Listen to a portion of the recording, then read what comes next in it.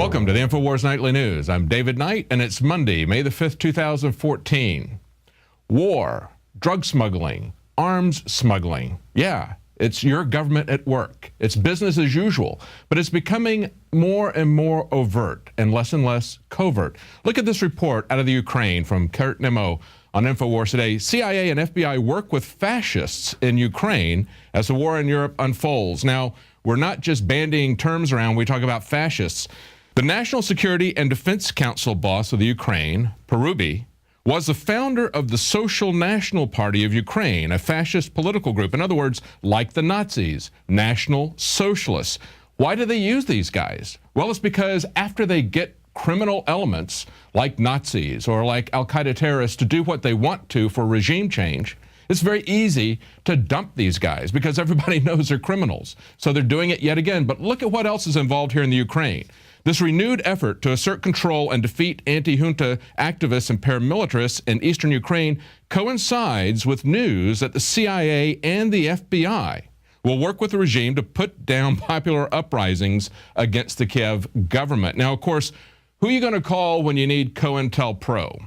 You're going to get the people who've been doing it for decades, for generations, essentially the FBI. The FBI is not primarily or just a crime lab, as the public tends to think of it here. They are experts at infiltrating with COINTEL programs and subverting any dissidents. That's what they've been doing for decades in the United States. They are experts at it. So that's why our domestic law enforcement federal agency is now at operation in the Ukraine. But as we saw last week when Tosh Plumlee talked to Alex Jones about even going back to the Iran-Contra controversy, the scandal that was involved with that, and bringing it forward into Benghazi, we see that arms and drugs have been smuggled for decades by the American government. A story comes out of the New York Times today that the arms cache is most likely being kept in Texas by the CIA. Now, this is a series of investigative reports that are being done by retired CIA analyst Alan Thompson. This was linked on the Drudge Report. It's the New York Times reporting this. For a long time, there was this place referred in CIA documents as the Midwest Depot. And it was involved in Iran-Contra and appears to be involved in arms shipments from post-2001, 9/11 to today. But the question is, where is this Midwest Depot? It appears that it's in Texas, near San Antonio. Now, the article points out that this first came to light with some lawsuits that were brought by a CIA official who had been living at that base, Camp Stanley, they believe it is now, in government-owned housing, and his family became very sick. And so they were trying to get some relief for that. It was environmentally contaminated, and their possessions were destroyed, but they put a gag order on the family, would not let them talk about it. The son, however, wanted to talk about his experiences, wanted to get a book and a movie deal, and he said, "You can't gag me. I haven't signed any agreements. I don't have any security clearances. This is something that happened to me. I can talk about it." So it started to come out that CIA employees were at Camp Stanley. And so they're asking questions. How many of the AK-47s and the RPG-7s that we see Islamicists waving around today passed through the Midwest Depot on their way to quote-unquote freedom fighters throughout the last decades?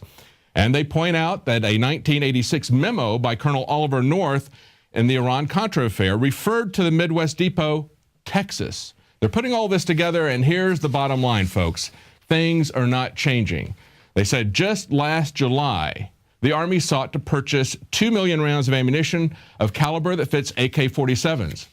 Our military doesn't use AK-47s. And of course, there are massive construction projects going down there right now, a building boom, as they put it, of new warehouses.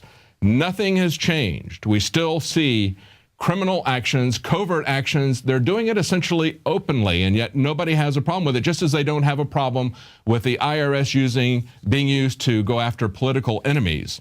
Now, finally, the drug aspect. And of course, we know that in Afghanistan, the CIA is involved in helping to run the drug war. We see the U.S. military is helping to guard the poppy fields. We know that the CIA has been running not only cocaine out of South America, but they're also running heroin out of Afghanistan. Now we see something else with the FDA. We actually have something called heroin in a capsule. That's what they're referring to, Zohydro, a new drug that the FDA wants to see legalized, but that state and federal lawmakers are working very hard to try to get it banned. It's been called a heroin in a capsule by its opponents. It is a very powerful opiate. Now, why would they do this? Well, the FDA says that they want to do this because they have compassion for people who are suffering pain. Now, I agree, we ought to have compassion for people who are suffering pain, and we ought to make pain medication available to them.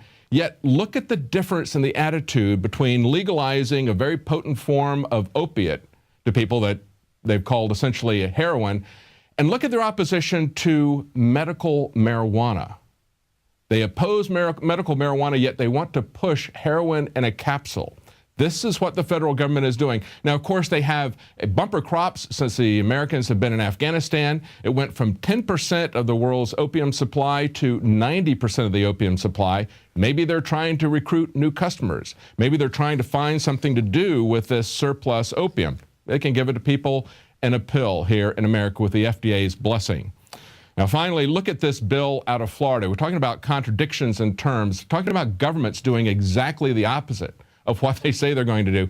Here we have a Florida bill that's going to allow law licenses for non-citizens. Actually, not just non-citizens, but people who are here illegally. Now, last year, in March, the Supreme Court in Florida ruled that people that are in this country illegally could not get a law license. So what did the Republicans do? Well, they passed a bill, and the Republican governor is going to sign it to allow people who are here illegally to practice law. Now, just remember, it was just last week that we're talking about the situation at the border and the out-of-control border situation, the border guards who are running roughshod over the ranchers' farms, and how they're not really patrolling the border, but they're damaging the property of private property of ranchers and harassing people as far as 100 miles inside the border, attacking women, getting lawsuits put against them for multiple cases of attacking helpless people. And of course, we had a vice president of the Fraternal Order of Retired Border Patrol Officers, and he pointed out that they're actually hiring illegal aliens to patrol the border. He says they're taking 2 to 3 years to do background checks on them, and they know that a lot of these people are illegals. So we see not only irony, but an amazing hypocrisy. And speaking of that, today is Cinco de Mayo, a Mexican holiday, and we've seen amazing turnaround where students in California are being banned from wearing American flag T-shirts on Cinco de Mayo. And we see a group protesting that. And as you can see in this article from Paul Joseph Watson, there is a patriot group that is protesting the ban on American flag T-shirts on Cinco de Mayo. So that's California. What's the attitude here in Texas? Well, we sent INFOWARS reporters out to the streets of Austin to find out. Stay tuned. We'll be right back with those reports.